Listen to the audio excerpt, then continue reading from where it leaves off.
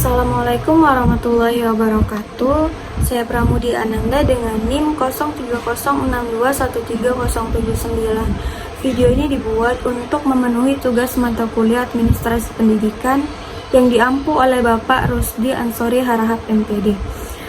Baiklah, langsung saja ke materinya.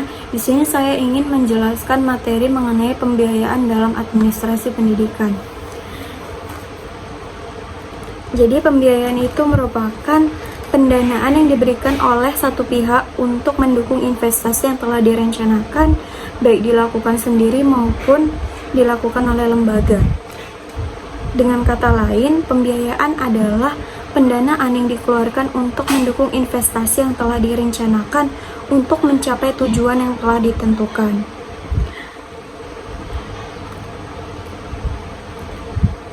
Jadi, pembiayaan pendidikan merupakan proses yang dimana pendapatan dan sumber daya tersedia digunakan untuk menyusun dan menjalankan program kegiatan sekolah.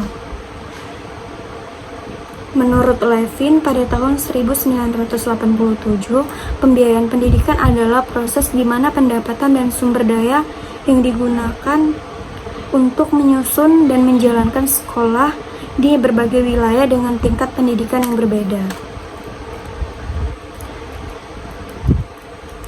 Jadi kesimpulannya bahwa pembiayaan pendidikan ini merupakan dana yang diberikan kepada sekolah untuk memfasilitasi setiap kegiatan proses pembelajaran di sekolah dan di berbagai keperluan dalam penyelenggaraan pendidikan.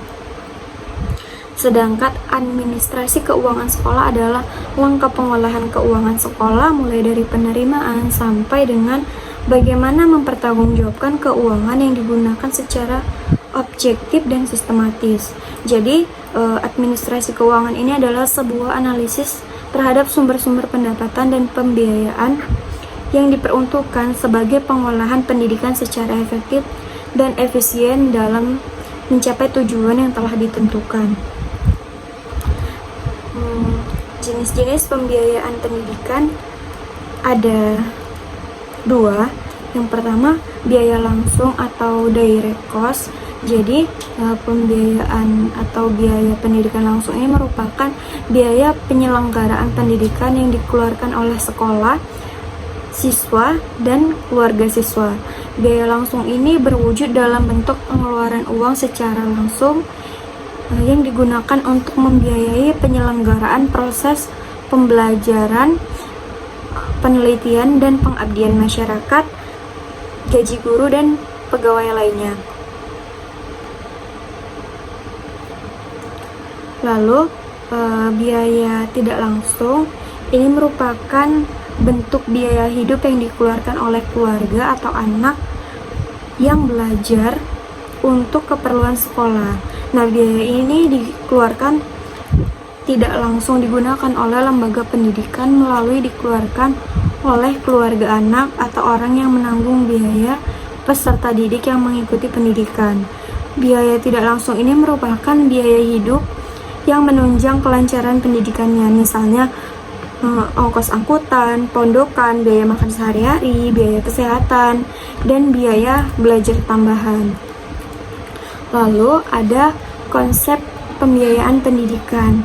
Menurut pakar yang dikutip oleh Mulyono, ada 7 konsep terkait dengan pembiayaan yang meliputi objek biaya, informasi, manajemen biaya, keuangan, anggaran, biaya, pemicu biaya.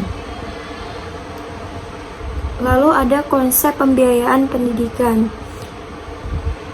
Menurut pakar yang dikutip oleh Mulyono, yang pertama adalah konsep objek biaya, yang kedua adalah konsep informasi manajemen biaya, yang ketiga adalah konsep keuangan, yang keempat adalah konsep anggaran, yang kelima adalah konsep biaya, dan yang terakhir adalah konsep pemicu biaya.